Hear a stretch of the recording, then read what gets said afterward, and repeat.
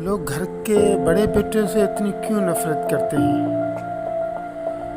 क्यों उससे मोहब्बत नहीं करते जितने छोटों को मोहब्बत देते हैं?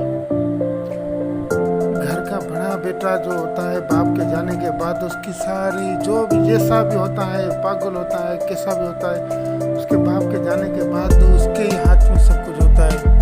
बाप का नाम उस पे ही आता है। क्यों लोग नहीं समझते ये?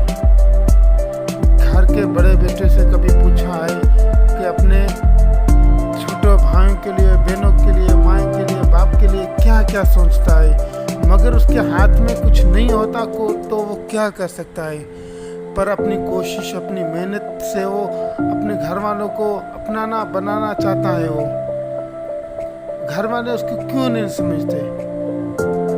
क्यों बड़े बेटे को दूर रहने देते हैं, बड़े बेटे को घर से निकाल देते हैं, बड़े बेटे को कहते हैं ये ऐसा है, ये वे काम करता, वो काम करता? क्यों बड़े बेटे को इतना कम समझा जाता है घर में?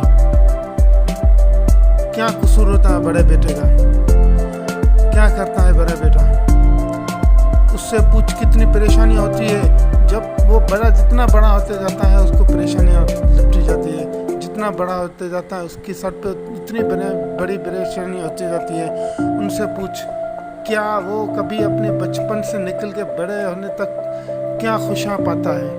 घर का बड़ा बेटा होता है, बड़े बेटे होने से वजह से उसकी एक ही परेशानी होती है, मैं कुछ ऐसा काम करूं कि अपने माँ और बाप, भाइयों और बहनों को सबको खुश रख सकूं। जो आज मेरा बाप मुझे करके दे रहा है, कल मैं इसी तरह मैं अपने माँ और बाप, भाई बहनों को, बाप को, सबको मैं खुश रखूं। वो क्या दिल में सोचता है और घर वाले क्या दिल में सोचते हैं उसके बारे में, क्या वो बड़ा बेटा नहीं सोचता? जो माँ बाप सोचते हैं, जो बड़ा बेटा, मेरा बड़ा बेटा ये काम करता है, मेरा बड़ा बेटा किसी काम का भी नहीं है, तो उससे पूछ। जब आप उससे लड़ते हो, क्या कहते हो, कभी घर से निकल के बाहर उससे जाके पूछ क्या वो करता है घर से निकल के।